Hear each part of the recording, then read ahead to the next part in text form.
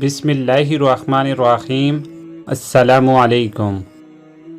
Islamic واقعات اور informative videos دیکھنے کے لیے چینل کو سبسکرائب کیجیے۔ افغانستان کے ایک شہر میں کات آ گیا۔ یہاں ایک آل رسول صلی اللہ علیہ وسلم کا خاندان تھا۔ اس خاندان کا سربراہ فوت ہو گیا اور بچے یتیم ہو گئے تو انہوں نے قحط کی وجہ سے وہ شہر چھوڑ دیا۔ وہ عورت اپنے بچوں کو لے کر سمرقند پہنچی۔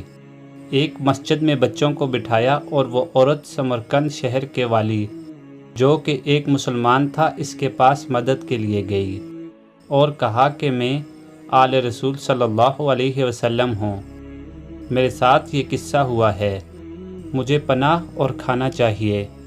والی سمرقند کہنے لگا کہ گواہ پیش کرو کہ تم آل رسول سے ہو۔ کہا میں پردیسی مسافر ہوں، میرا گواہ کہاں سے آئے گا؟ کہنے لگا تو پھر یہاں سے چلی جاؤ۔ ادھر ہر آدمی آل رسول صلی اللہ علیہ وسلم کے دعوے کرتا ہے۔ وہ وہاں سے غمزدہ اور دکھی دل کے ساتھ اٹھی اور باہر نکلی تو اس کو کسی نے کہا کہ یہاں ایک مجوسی ہے، آتش پرست ہے لیکن وہ بڑا سخی ہے، تم اس کے پاس چلی جاؤ۔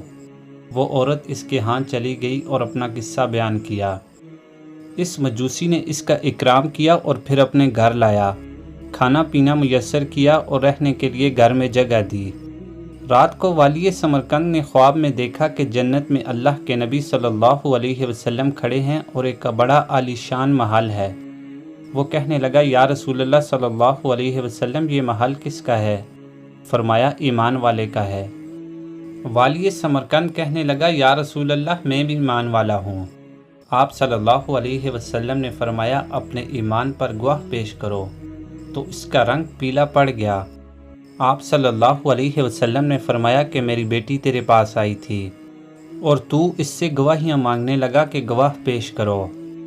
جب والی سمرقند کی آنکھ کھلی تو پسینہ پسینہ ہو چکا تھا، سیدھا اس مجوسی کے دروازے پر گیا اور روتے ہوئے مجوسی سے کہنے لگا کہ یہ مہمان خاندان مجھے دے دو اور منہ مانگی دولت لے لو۔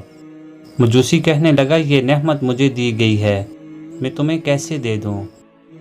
تجھے پتہ ہے رات کو جو تو خواب دیکھ رہا تھا اور تجھے ڈانٹ پڑ رہی تھی، تب مجھے عطا کیا جا رہا تھا۔ میں ایمان لا چکا ہوں، میں مسلمان ہو چکا ہوں۔